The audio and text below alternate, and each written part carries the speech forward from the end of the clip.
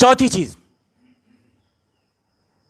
کہ من اعتقدا ان غیر ہدی النبی صلی اللہ علیہ وسلم اکمل من ہدیہ او ان حکم غیرہ احسن من حکمہ کالذین یفضلون حکم الطواغیت علی حکمہ فہو کافر. یہ تو عربی میں ہو گیا جو شیخ الاسلام محمد بن عبد الوہاب نے لکھا ہے. اب اس کا اردو ترجمہ کیا ہوتا ہے؟ یہ کہ جو شخص یہ اعتقاد یا یہ نظریہ رکھے کہ نبی کریم صلی اللہ علیہ وسلم کی ہدایت کے علاوہ کسی دوسرے کی ہدایت زیادہ کامل ہے، نبی صلی اللہ علیہ وسلم کے دین کے علاوہ کوئی دوسرا دین زیادہ کامل ہے، یا کسی اور کا حکم رسول اللہ صلی اللہ علیہ وسلم کے حکم سے زیادہ بہتر ہے، تو اس کا یہ نظریہ اسلام کے خلاف ہے. مثلا کوئی شخص رسول اللہ صلی اللہ علیہ وسلم کے حکم پر طاغوت کے حکم کو ترجیح دے. مثلا کیا کرے آدمی کہ نبی کریم صلی اللہ علیہ وسلم کے حکم پر طاغوت کے حکم کو ترجیح دے. جبکہ اب نبی کریم صلی اللہ علیہ وسلم کے متعلق آپ سنیں کہ آپ صلی اللہ علیہ وسلم بیان یہ فرماتے رہیں، وہ ایک الگ بات ہے کہ لو کان موسیٰ حیا ما وسعہ الا اتباعی. علامہ ناصر الدین البانی نے اس حدیث کو حسن کہا ہے، صحیح لغیرہ، کہ اگر موسیٰ علیہ السلام بھی زندہ ہوتے، موسیٰ علیہ السلام بھی اگر زندہ ہوتے تو انہیں میری شریعت کی اتباع کرنی پڑتی.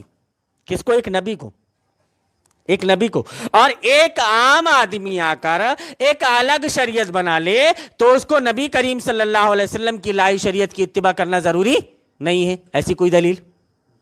آپ نے کیا کیا کہ جو غیر نے دوسری شریعت لے کر آیا اس شریعت کو آپ نے مان لیا، اس شریعت کو آپ نے فالو کر لیا، اور اس کے مطابق آپ کے حکام، آپ کے زندگی کے جو فیصلے ہو رہے ہیں وہ اس کے مطابق ہو رہے ہیں.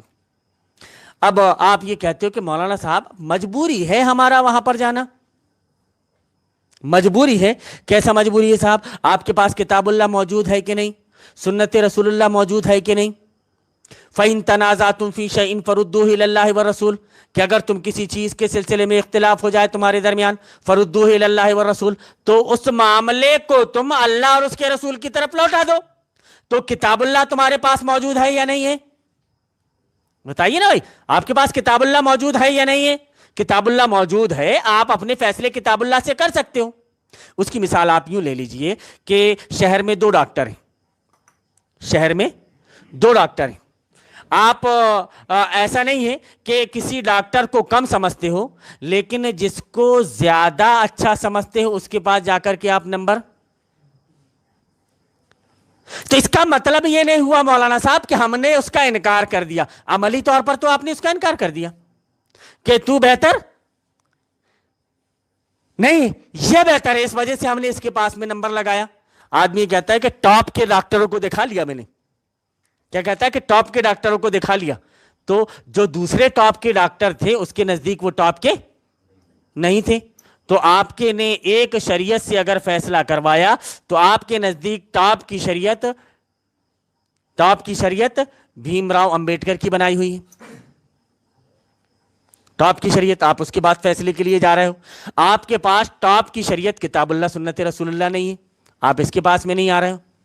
کیوں؟ کیا ہوتا ہے ابھی اگر 2 کے درمیان میں جھگڑا ہو جائے اور ان کے درمیان میں آپ فیصلہ کر دو کتاب اللہ سنت رسول اللہ سے، تو وہ بھاگے گا، جس کی مخالفت میں ہوا ہے نا وہ بھاگے گا کہ ہم وہاں پر جائیں گے، وہاں سے فیصلہ کروائیں گے. ایسا ہو رہا ہے کہ نہیں ہو رہا ہے؟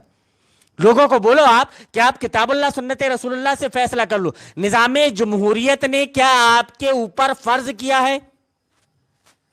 بھائی اگر میں غلط ہوں تو میری اصلاح کر سکتے ہو آپ، کہ نظام جمہوریت نے کیا آپ کے اوپر یہ فرض کیا ہے کہ آپ کا جو بھی معاملہ ہو اس کو آپ کو ہمارے پاس لے کر آنا ہی پڑے گا؟ ایسا فرض ہے صاحب؟ آپ اپنے معاملے، جج بھی بولتا ہے کہ بھائی اپنے گھر میں بیٹھ کر کے نپٹا لیا کرو، اتنی نوبت نہ آئے. بڑے سے بڑے کیسز ہوں، اگر گھر میں بیٹھ کر کے آپ ان معاملوں کو نپٹا لے رہے ہوں تو کوئی آپ کا مواخذہ نہیں کرے گا. تو کیوں نہ آپ کتاب اللہ سنت رسول اللہ کے مطابق اپنے فیصلوں کو حل کروا لو؟ کیوں نہ آپ کتاب اللہ سنت رسول اللہ سے اپنے فیصلے کروا لو؟ لیکن نہیں، اس سے معلوم یہ ہوتا ہے کہ آپ کا دل اس سے راضی نہیں ہے. آپ کا دل اسی سے راضی ہے. تیرا دل تو ہے سنماش نا، تجھے کیا ملے گا نماز میں؟ تجھے کیا ملے گا نماز میں؟ تیرا دل تو ہے صنم آشنا، تمہارا دل تو وہاں لگا ہوا ہے، تمہارا دل وہاں پر لگا ہوا ہے، اور تم بس اس کو منتروں کے حساب سے جپتے ہو، منتروں کے حساب سے جپتے ہو۔ الحمدللہ رب العالمین الرحمن الرحیم مالک یوم الدین ایاک نعبد و ایاک نستعین اہدنا الصراط المستقیم صراط الذین انعمت علیہم غیر المغضوب علیہم ولا الضالین آمین۔ کچھ سمجھ میں آیا؟ کچھ نہیں۔ والشمس وضحاہا والقمر اذا تلاہا سواہا، کچھ سمجھ میں آیا؟ کچھ نہیں جی؟ 10 نیکیاں ملنے لگی آپ کو، اور آپ یہ نہیں کہہ سکتے کہ میں قرآن کی بے حرمتی کر رہا ہوں سوا کہہ کے۔ تم نے قرآن کی حالت یہ بنا دی، میں نہ بولوں؟ تم قرآن کا مذاق اڑا رہے ہو، تم قرآن کے مطابق عمل نہیں کر رہے ہو، تم قرآن کو بغیر سمجھے بوجھے پڑھ رہے ہو، منتروں کی طرح قرآن کو بغیر سمجھے بوجھے پڑھ رہے ہو، اور مجھے غصہ نہ آئے، میں تمہیں نہ بتاؤں کہ کتاب اللہ کی طرف پلٹو؟ جب میں تمہارے سامنے کتاب اللہ کو پیش کر رہا ہوں، سنت رسول اللہ کو پیش کر رہا ہوں، سنت رسول اللہ کو پیش کر رہا ہوں، اور تم منہ پھیر لے رہے ہو، ایسے منہ پھیر کر کے جا رہے ہو، ایسے جیسے دیکھ رہے ہو ایسا لگتا ہے کہ تم نے کسی قبیح چیز کو دیکھ لیا۔ تم کو اگر کوئی شریعت بتا رہا ہے، تم اپنا منہ پھیر لے رہے ہو، تو تم شریعت سے منہ پھیر رہے ہو کہ اس آدمی کو دیکھ کر؟ چھوڑ دو اس آدمی کو، کیا وقت اس آدمی کی؟ تم نے شریعت سے اگر روگردانی کی، شریعت سے اگر منہ پھیرا، تو یہ سمجھ لو آپ کی عاقبت خراب۔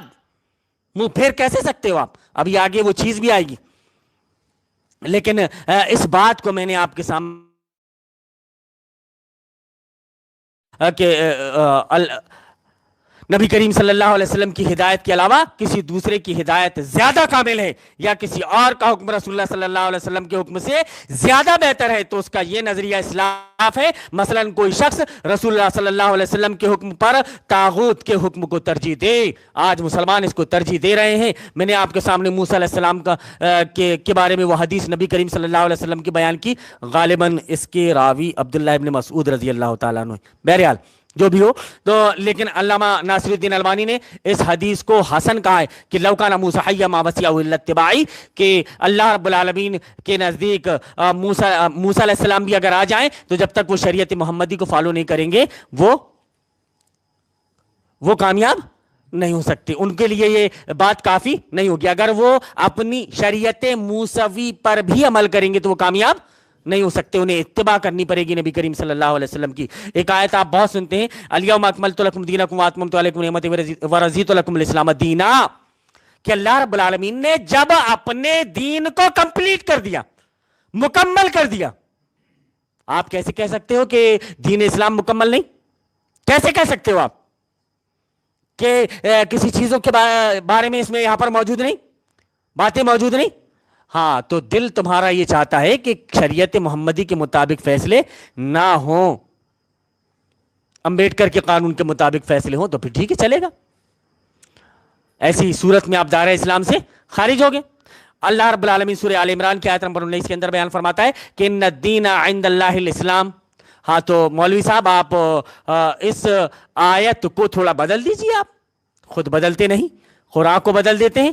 ہوئے کس درجہ فقیحان حرم بے توفیق، ان غلاموں کا یہ مسلک ہے کہ ناقص کتاب جو سکھاتی نہیں امت کو غلامی کے طریق، کہ ان الدین عند اللہ الدیمقراطیہ، کہ اللہ رب العالمین کے نزدیک سب سے زیادہ قابل قبول جو دین ہے وہ ڈیموکریسی ہے۔ بتائیے آپ، میں تو یہ بتا رہا ہوں کہ دین اسلام ہے، یہاں پر قرآن میں دین اسلام مذکور ہے۔ اب دو دین ہوگا سامنے آپ کے، ایک دین اسلام، ایک دین ڈیموکریسی۔ اللہ رب العالمین کو کون سا دین پسند ہے؟ پلیز کمپیوٹر جی لاک کیجیے۔ دین اسلام۔ جب اللہ کو دین اسلام پسند ہے تو مسلمان کو دین ڈیموکریسی پسند کیوں؟ یہ جو کچھ سوال ہیں، ان سوالوں کو آپ اپنے دماغ میں رکھے رہیں تو آپ کو آگے بھی بات سمجھنے میں آسانی ہوگی، اور کوئی دنیا کا بڑا سے بڑا شاطر، چال باز، چرب و زبان آپ کو اپنی بات سے نہیں پھیر سکے گا، کیونکہ آپ کے پاس میں دلائل موجود ہوں گے۔ اسی لیے میں ٹھہر ٹھہر کر ایک ایک چیز کو آپ کے سامنے بیان کر رہا ہوں. اللہ رب العالمین بیان فرماتا ہے کہ چلو ٹھیک ہے ایک دلیل اور لے لو سورہ آل عمران کی آیت نمبر 85 کہ ومن یبتغی غیر الاسلام دینا فلن یقبل منہ, جو ڈیموکریسی کے ساتھ میں آئے گا اللہ رب العالمین کے نزدیک وہ قابل قبول نہیں. دین کا مطلب آپ نے صرف نماز روزہ حج زکات سمجھ لیا, اس کے علاوہ کچھ نہیں آپ کو سمجھ میں آیا کہ دین کا مطلب صرف نماز روزہ حج زکات ہے, اور قوانین کا جو فیصلہ ہے, احکام کا جو فیصلہ ہے وہ لوگوں کے احکام کے مطابق ہو, لوگوں کے فیصلے کے مطابق وہ چلتا رہے. یہاں پر اللہ رب العالمین بیان فرما رہا ہے کہ جو کوئی بھی دین اسلام کے علاوہ آئے گا تو یہ سمجھ لے کہ وہ اللہ رب العالمین کو پسند نہیں ہے. ومن یبتغی غیر الاسلام دینا فلن یقبل منہ, اللہ رب العالمین دین اسلام کے علاوہ کو پسند نہیں کرے گا. جب اللہ رب العالمین, اللہ سے محبت ہے آپ کی, پہلی شک کی طرف پھر پلٹ گئے آپ, اللہ سے محبت ہے آپ کی, جی ہے. رسول اللہ صلی اللہ علیہ وسلم سے محبت ہے آپ کی, جی ہے. تو کیا اللہ کو اور رسول اللہ صلی اللہ علیہ وسلم کو دین ڈیموکریسی پسند ہے یا دین اسلام پسند ہے؟ ارے میاں تم تیسرا آپشن بھی رکھو نا, سمجھ رہے ہو, تیسرا آپشن بھی رکھو نا. ارے تیسرا آپشن میں کہاں سے لے آؤں, اپنے جیب سے نکال لوں یا اپنے گھر سے بنا کر لے آؤں؟ اللہ کو پسند ہے یا نہیں پسند ہے یہ بتاؤ آپ. اب اللہ کو پسند ہے تو آپ بھی پسند کرو, رسول اللہ کو پسند ہے تو آپ بھی پسند کرو. اگر اللہ اور رسول اللہ کو پسند نہیں ہے تو آپ بھی پسند نہ کرو. یہ چوتھی شک میں نے آپ کے سامنے بیان کی. یہ چوتھا معاملہ ہے کہ اگر آدمی کا عمل ایسا ہے تو وہ دائرہ اسلام سے خارج. اب یہ چاروں جو آپ نے سنے, یہ چاروں میں سے کہیں پر بھی اگر ڈیموکریسی ثابت ہوتی ہو تو آپ سوال میں پوچھ سکتے ہو کہ مولانا صاحب یہ ڈیموکریسی یہاں پر ثابت ہوتی ہے ایسا, تو آپ نے یہاں پر اس کی تشریح نہیں کی.